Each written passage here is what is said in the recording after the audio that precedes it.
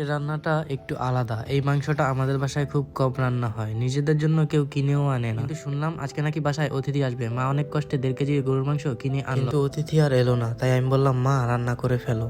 মা বলল না, আমার মেয়ে আর মেয়ে জামাইকে খাওয়াবো। সেই মুহূর্তে একটা কথাই মাথায় ঘুরছিল, মা আসলে মাই, কিন্তু সন্তানেরা সবসময় নিজেদের জীবন নিয়েই ব্যস্ত থাকে, আসলে বুঝেই না মা আসলে মাই। তবু আমি বললাম মা আসলে একটু রান্না করেই ফেলো, আজকে অল্প একটু হলেও রান্না করো, অনেকদিন হলো গরুর মাংস খাই। এই জন্য সেই 1.5 কেজি মাংস থেকে আধা কেজি মাংসের মতো হবে, সেগুলো মেখে আজকে ভুনা করা হবে। মেয়ে আর মেয়ের জামাইয়ের জন্য 1 কেজি রেখেই দিল।